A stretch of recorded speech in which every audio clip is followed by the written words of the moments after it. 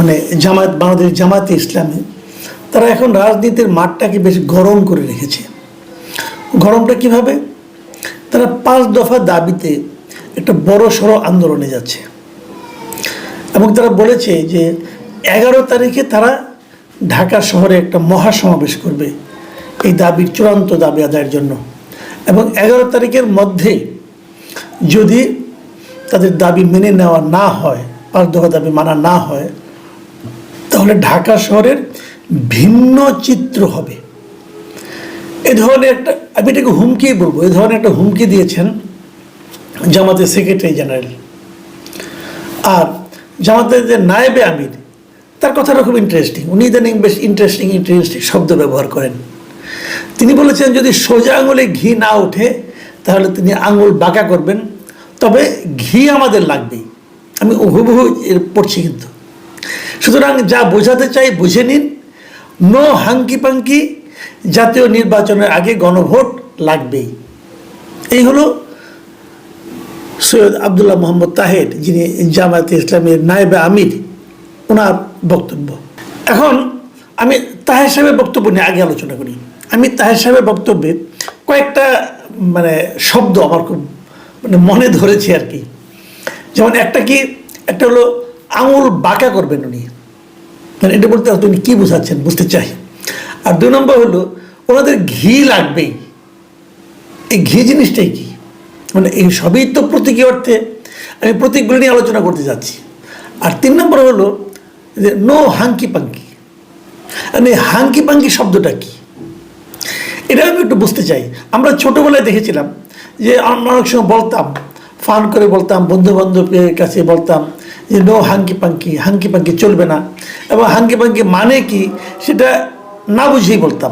এই হাঙ্কি পাঙ্কি শব্দটার সঠিক অর্থ বোঝার জন্য আমি একটু গুগলের আশ্রয় নিয়েছি, যে দেখার চেষ্টা করছি আসলে হাঙ্কি পাঙ্কি বলতে কী বোঝায়। এখানে আমি যা পেয়েছি আপনাদের সঙ্গে একটু শেয়ার করি। এটা একটু সিরিয়াস বিষয় না, জাস্ট একটু শেয়ার করার জন্য আর কি। হাঙ্কি পাঙ্কি বলা হয়েছে, ইংরেজি যদি বলি সেখানে বলা হয়েছে hunky পাঙ্কি is an informal term with a dual meaning.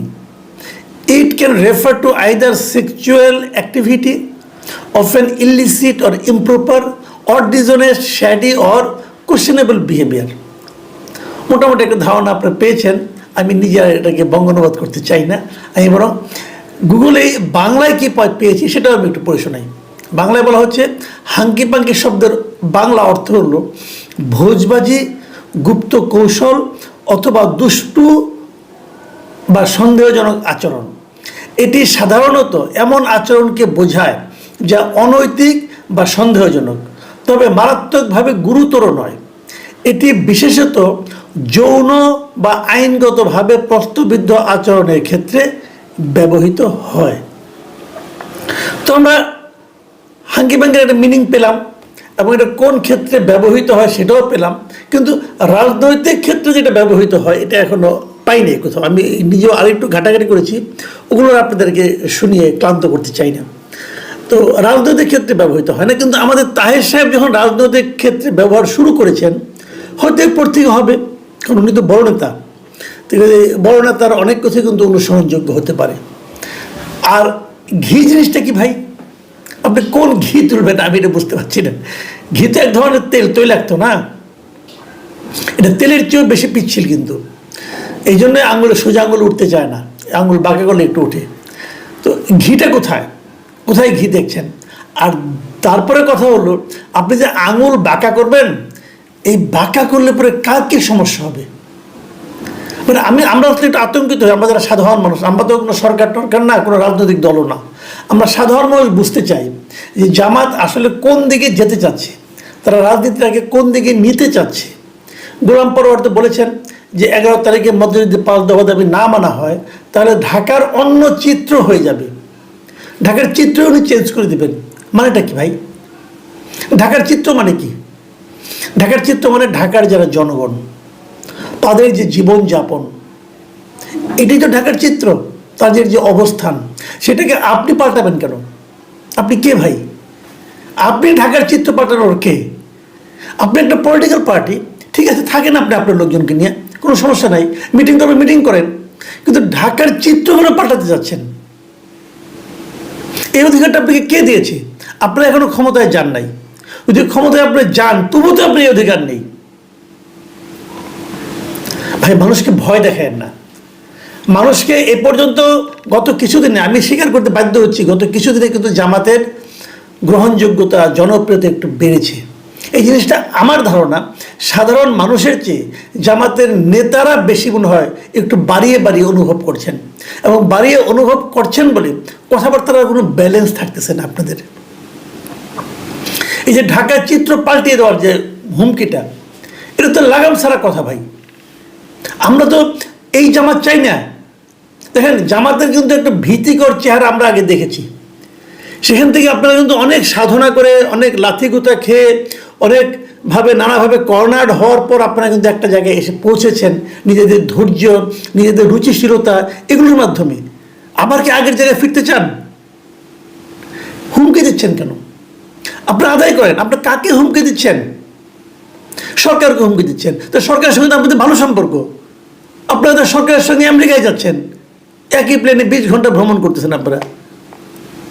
তো আপনাদের তো লোক, সরকারের সঙ্গে আপনার কি সম্পর্ক এটা তো আমরা জানি।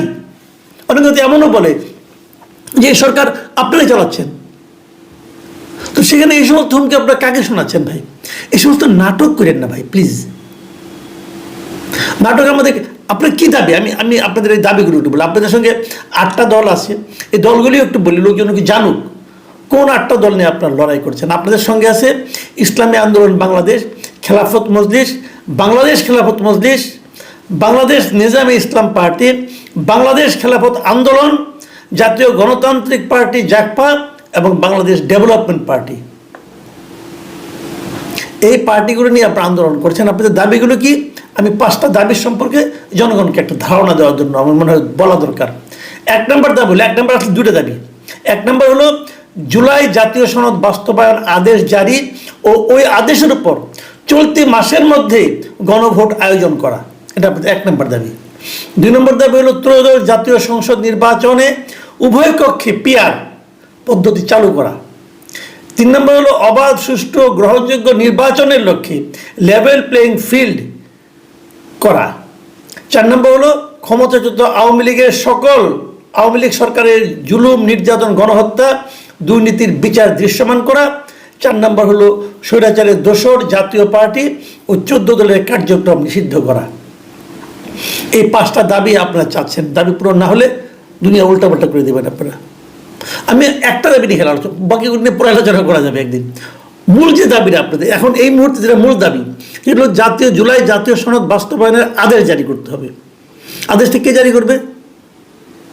যখন কোনো জাতীয় সংসদ না থাকবে, আদেশ মানে এক ধরনের আইন, আদেশটা কে জারি করবে? যখন জাতীয় সংসদ না থাকবে তখন কোনো আদেশ জারি করে এভাবে যায় না। যায় কিভাবে? রাষ্ট্রপতি একটা অধ্যাদেশ জারি করে। এতদিনে গত কয়েক মাসে যত আইন হয়েছে সব আসলে অধ্যাদেশের মাধ্যমে হয়েছে। এই যে আপনার যত আইন হয়েছে এখানে সব কিন্তু অধ্যাদেশ, রাষ্ট্রপতি অধ্যাদেশ এগুলো।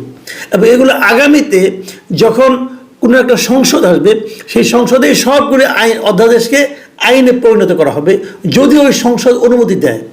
যদি সংসদ এগুলো অনুমোদন না করে সব যে কোনো আইন হয়েছে এর মধ্যে এই অন্তর্বর্তীকালীন সরকার করেছে সব আইন বাতিল হয়ে যাবে।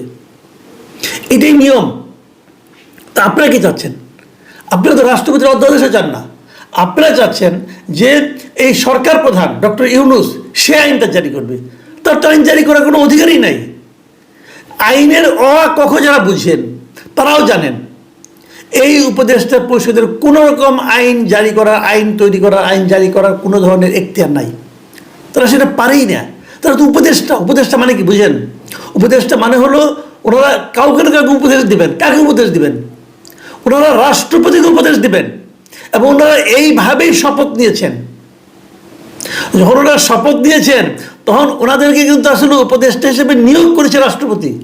জিনিসটা মাথায় রাখুন ভাই। আইন তো মানতে হবে আপনাকে। আপনি বলেন আমি কোনো আইন মানি না, আমি যেটা বলবো ওইটি আইন, তাহলে এক কথা। সেটা তো আপনারা করেন নাই। এই গণঅভ্যুত্থানের পর যদি আপনারা সংবিধানকে স্থগিত করে দিতেন, যদি আপনারা সংবিধানকে বাতিল করে দিতেন, যেটা নাকি সাধারণত সামরিক শাসকরা করে, জিয়াউর রহমান করেছিলেন, এরশাদ করেছিলেন, ক্ষমতা নেওয়ার পরে সংবিধান স্থগিত করে দিয়েছিলেন, তখন আপনি যা বলবেন সেটা মার্শাল ল প্রক্লেমেশন হিসেবে থাকলো। পরবর্তী সময়ে সংসদে এটাকে রেটিফাই করা হতো। কিন্তু আপনারা তো তা করেন নাই। আপনারা একটা সাংবিধানিক সরকার। যদি আপনি একটা সাংবিধানিক সরকার হন, তাহলে এই সরকার প্রধানের কোনো এখতিয়ারই নাই কোনো আদেশ জারি করার। তাহলে কিভাবে আপনি দাবি করেন? দেখো, টোটালি একটা অন্যায় দাবি। এই দাবি পুরো না হলে আপনি ঢাকা শহর অচল করে দিবেন। কেন রে ভাই?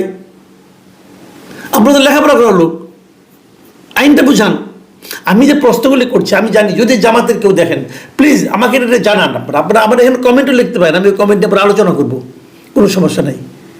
আমি এটা নিয়ে অনেক আইন বিশেষজ্ঞের সঙ্গে আলাপ করছি, তারা বলতেছে এগুলি কী হচ্ছে, এগুলো তো পরে কিছু টিকবে না। দিন তো এখানে শেষ না, আরও তো দিন আসবে। সেই দিনে দেখে রেগুলার গভর্নমেন্ট আসবে, একটা পলিটিক্যাল গভর্নমেন্ট আসুক, একটা গণতান্ত্রিক গভর্নমেন্ট আসুক, আসবে তো, তারা তো এগুলো আলোচনা করবে। এগুলি কিচ্ছু টিকবে না তো, এত সহজ।